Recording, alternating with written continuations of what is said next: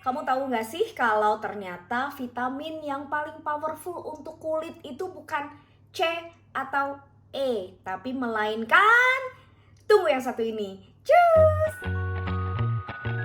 Hai gengs, assalamualaikum. Balik lagi sama gue Riri di sini di DR Stories. Video kali ini gue buat karena gue ngerasa bahwa ada sesuatu yang harus gue sharing di sini. Kebetulan gue nonton video salah satu dokter di YouTube yaitu Dr. Berg. Jadi video kali ini gue mau reaksi atau mau sedikit namain dikit deh komen-komen gue tentang apa yang disampaikan sama dia.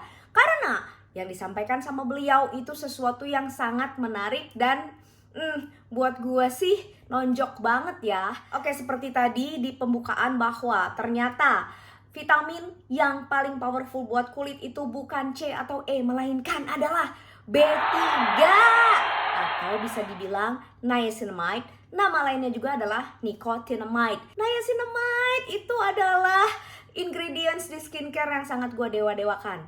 Nah, kita mulai aja yuk reacting terhadap videonya Dr. Berg. Talk about one of the most powerful vitamins for healthy skin. Well, it's not vitamin E or vitamin C. These are very important, but what's even more important is vitamin B3. And that is because if you are deficient in vitamin B3, you could end up with a condition called pellagra. Oke, beliau menyebutkan tentang penyakit yang namanya pellagra. Kalau kita search di Google, kebetulan gue juga baru dengar yang namanya penyakit pellagra itu terhadap kulit adalah seperti ini nih. Yang gue taruh di bawah sini ya. Ini dari sumbernya juga gue tulis di sini. Jadi ada dermatitis atau kekeringan pada kulit atau gatal-gatal merah itu salah satu yang disebabkan akibat deficientnya B3 atau kekurangan vitamin B3. So vitamin B3 is essential for keeping your skin very, very healthy. And they found that people that had pellagra were consuming way too much corn or flour, refined flour, or rice, or drinking too much alcohol. So what they did to solve this problem at that time was instead of telling people to avoid corn, flour, and rice, they enriched the grains. Well, menarik. Ternyata penyakit kulit pellagra itu bisa disebabkan sama orang-orang yang mengkonsumsi jagung, flour, tepung, rice, dan alkohol. Sementara di Indonesia itu kita makanan pokoknya adalah nasi, saudara-saudara. Tapi bukan berarti jadi berdosa gitu ya sang nasi. Cuman ya memang sebaiknya kita memang harus mengatur lagi pola makan kita supaya memang nasi itu juga nggak jadi sesuatu yang pokok banget gitu. Nah kalau gue sendiri memang udah mulai mengatur lagi karena dulu gue sempet ngilangin nasi dalam menu makan gue, tapi kemudian 2 tahun belakangan semenjak pandemik gue mulai lagi tuh makan nasi. Anyway, jadi sekarang pun bukan karena nasi itu berdosa yang gimana gitu, tapi kita tahu ya nasi itu high kalori, high sugar juga. Kita ngomongin nasi putih ya. Gue udah mulai berganti dikit-dikit kepada nasi merah atau nasi hitam atau bahkan tidak makan nasi sama sekali. Gue ganti karbonya dengan kentang, kadang-kadang pasta, tapi ya pasta juga dari flour kan ya, kecuali memang yang dicarinya yang non gluten gitu atau gluten free. Nah terus kata Dr. Berg juga, instead of eliminating atau menghilangkan si corn, flour, dan juga si rice, bisa juga kita mengkonsumsi lebih banyak grains atau biji-bijian yang memang lebih banyak syarat kandungan seratnya, terus vitaminnya juga itu bagus lah gitu. Anyway, kita lanjutin ya. Because you're not consuming corn, flour, rice, or, well, alcohol. Maybe you are a little bit, but hopefully not too much. And you probably noticed that your skin is really great.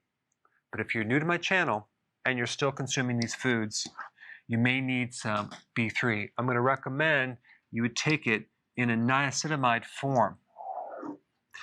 Nah juga jalan keluarnya kalau memang kita masih mengkonsum yang namanya tadi jagung, tepung, nasi, dan alkohol, kita perlu dibantu asupan vitamin B-nya di dalam tubuh gitu. Vitamin B3 can also help decrease the risk of the brown spots on your skin, decrease risk of skin cancer. It has anti-aging factors for your skin. It can also help you decrease acne.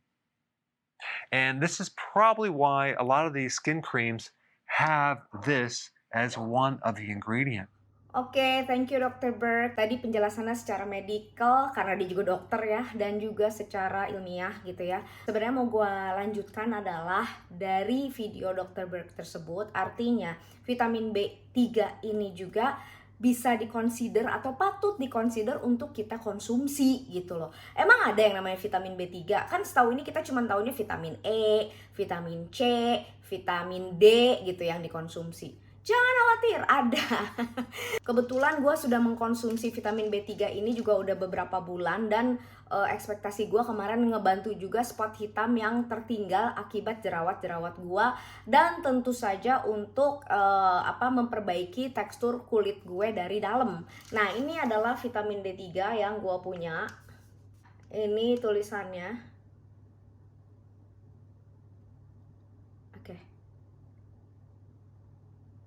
Oke, bisa gua bacain. Di sini adalah niacinamide vitamin B3 yang dalamnya ada 1 serving, which is 1 tablet itu adalah 500 mg. Ini kalau gua baca harusnya sih cukup normal kayak gini, cuman gua saranin untuk kalian yang baru nyoba jangan langsung setiap hari 1 gitu ya. Waktu itu juga kelihatannya gua breakout gara-gara kebanyakan minum ini kayaknya ya.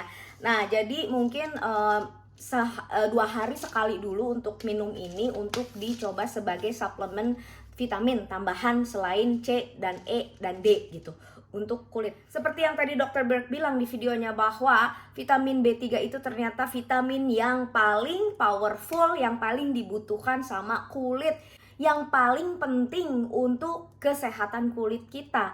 Jadi selain kita apply topical atau juga di atas dengan serum-seruman, ada baiknya kita juga mengkonsumsi vitamin B3 ini.